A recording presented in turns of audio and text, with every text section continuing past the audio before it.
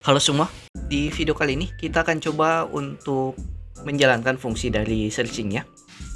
Jadi pada saat kita searching di sini dia akan men-searching bagian bloknya. Contohnya kalau kita searching CSS, kita klik searchingnya, maka yang tampil yaitu blok CSS-nya ini saja. Yang tidak tampil itu dasar-dasar HTML dan juga apa itu JavaScript, itu tidak akan tampil, yang tampil cuman bagian CSS-nya saja. Pertama-tama sebelum kita masuk ke dalam codingannya, di sini kita akan belajar tentang event, yaitu pada saat kita mengklik submitnya, fungsi submitnya, eventnya ini akan dijalankan. Sini kita cek cara pembuatan submit. Nah, ini beberapa event yang teman-teman mungkin bisa gunakan juga. Contohnya seperti double click, dia akan nge-trigger fungsinya pada saat elemennya tersebut diklik double. Dan masih banyak lagi yang kita bisa gunakan. Di sini kita gunakan event namanya submit, yaitu dia akan menjalankan formnya pada saat di submit nantinya. Kita klik submit. Setelah itu di sini kita cek fungsi submit itu seperti apa. Kita bisa gunakan on submitnya langsung dalam elemennya. Kita juga bisa gunakan objek untuk menjalankan on submitnya, kemudian buat function yang menjalankan scriptnya, dan juga di sini kita bisa gunakan active listener.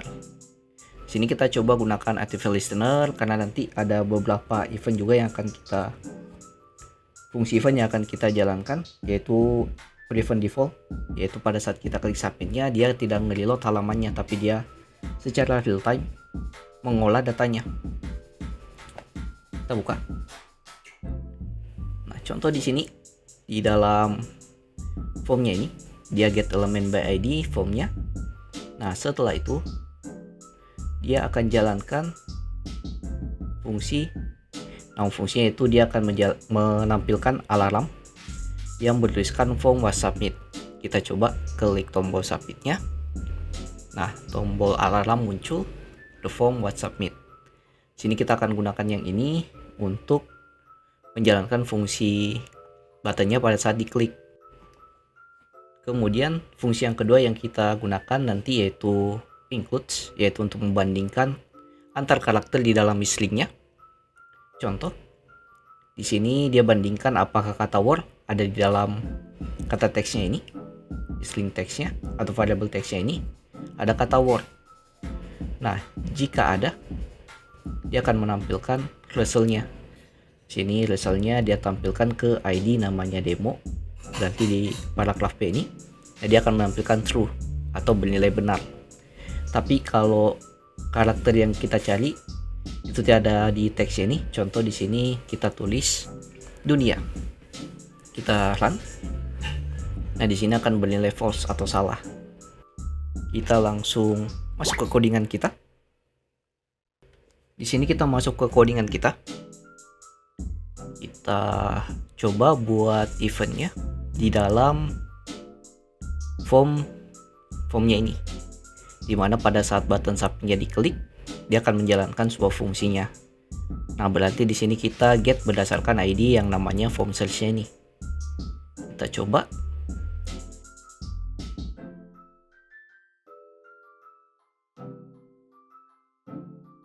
Nah, di sini kita buat variable, kita get element by ID yaitu form search-nya. Kita buat saja namanya form pencarian. Variabelnya dokumen titik, kita get element by ID. Nah, nama ID-nya tadi yaitu form search. Nah, setelah kita ambil ID-nya, kita buat ini jadi sebuah event. Active listener, kita jalankan eventnya pada saat tombol submitnya diklik. Setelah itu jalankan sebuah function dengan menampung sebuah event, dimana eventnya ini kita kasih prevent defaults. Nah, supaya pada saat kita klik submitnya dia tidak nge-reload halamannya, tapi dia real time tanpa nge-reload halaman. Nah, Nah, setelah itu kita buat variabel. Variabelnya ini untuk mengambil keyword dari pencariannya. Kita buat saja namanya keyword pencarian. Kemudian sama dengan dokumen titik, kita get element by id juga.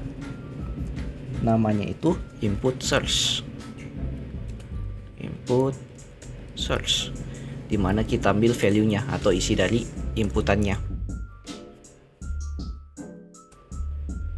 Selanjutnya kita coba cek isi dari keyword pencarian ini apa. Kita coba console log saja, console.log keyword pencarian. Kita save. Kita coba cek di web browsernya. Kita reload, kita inspect elemen, cek konsolnya. Kita cek di sini CSS, kita klik search. Nah, tampil CSS. Kalau kita cek di sini dasar, maka tampil dasar di sini. Nah, di sini kita sudah menjalankan fungsi searchingnya. Untuk tombol searchingnya kita jalankan. Selanjutnya kita akan buat fungsi untuk ngefilter yang ada di data.js-nya.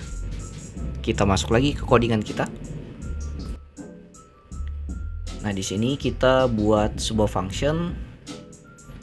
Di sini kita buat function namanya filter untuk ngefilter pencariannya atau fungsi filter pencariannya.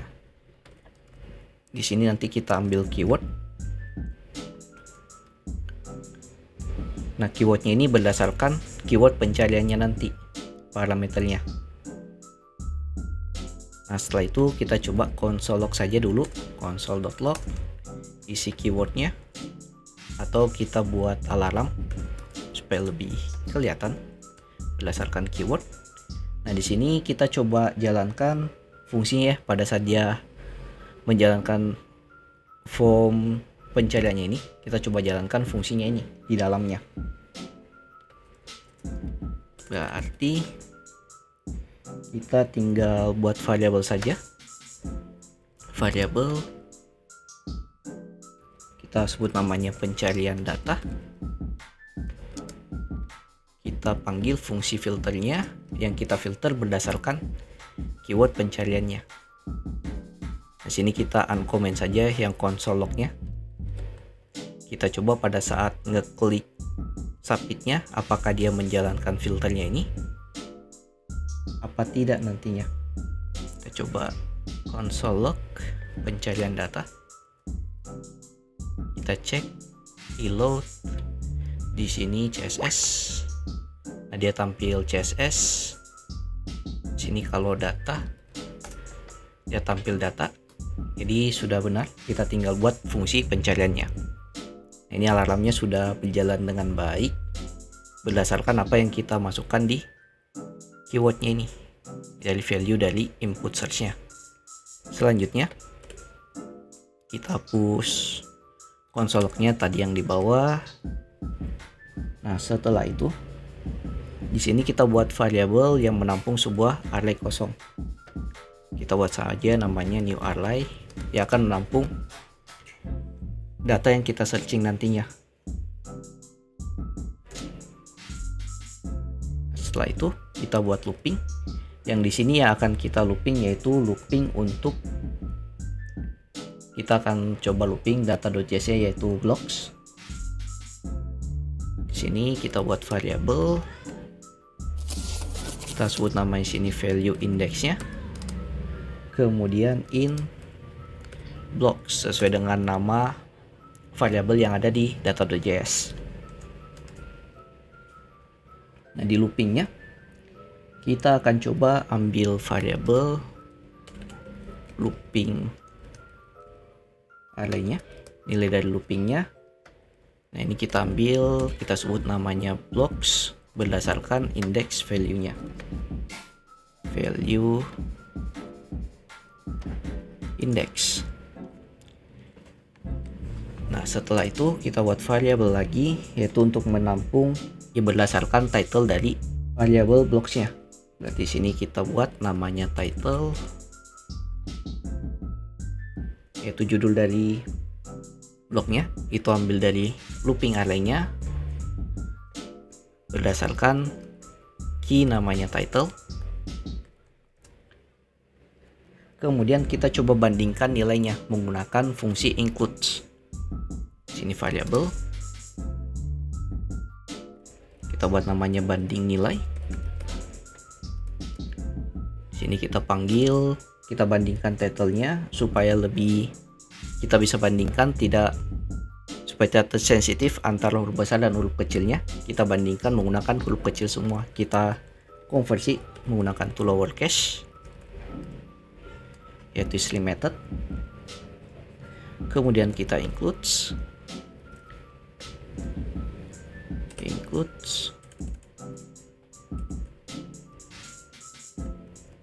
kita includes dengan keywordnya, variable keyword yang ada di fungsi filternya. Sini keyword kita gunakan to lowercase juga, dalam kurung tutup kurung. Nah di sini kita buat kondisinya. Jadi jika banding nilainya itu bernilai benar, maka kita new array-nya kita push berdasarkan looping array-nya, data dari looping array-nya.